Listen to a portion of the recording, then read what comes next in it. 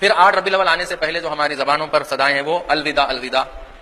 پہلی محرم کو استقبال ہو رہا تھا، اب 8 ربیع الاول جیسے ہی آنے والی ہے تو اب الوداع، یعنی جو فرش ازاں آپ جو بچھائے تھے محرم میں، اب وہ فرش ازاں لپیٹ دی جا رہی ہے. پھر اب اگلے سال یہ فرش ازاں بچھے گی محرم میں.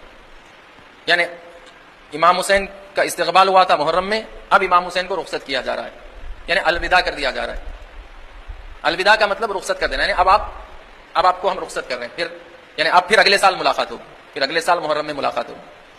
یہ توہین ہے، ائمہ کی توہین ہے الوداع کہنا ائمہ.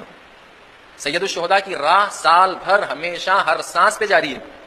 کبھی حسین کو الوداع نہیں کہہ سکتے آپ. حسین کو ہمیشہ جو کہنا ہے وہ لبیک کہنا ہے، الوداع نہیں کہنا ہے.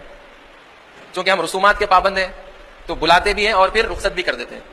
رخصت کر دیے، بس اب آپ تشریف لے جائیے. پھر اگلے سال اگر حیات باقی رہی سلاموں میں پڑھتے نا، اگر زندہ رہے اگلے برس تو پھر ہم یہ غم منائیں گے. وإلا یہ آخری سلام ہمارا ہے. البتہ وہ لوگ جو یہ کہتے ہیں ان کے خلوص میں کوئی شک نہیں ہے، وہ خلوص سے یہ بات کہتے ہیں، لیکن بات غلط ہے. یعنی ہر بات جو خلوص سے کہی جائے اس کا صحیح ہونا ضروری نہیں ہے. الوداع نہیں کر سکتے آپ سید الشہداء کو، ہم کوئی نہیں کر سکتے. اگر ہم سید الشہداء کو الوداع کر دیں اپنی زندگیوں سے تو ہماری زندگیاں ویران ہو جائیں، برباد ہو جائیں. تو الوداع نہیں کہہ سکتے، یہ بے ادبی ہے.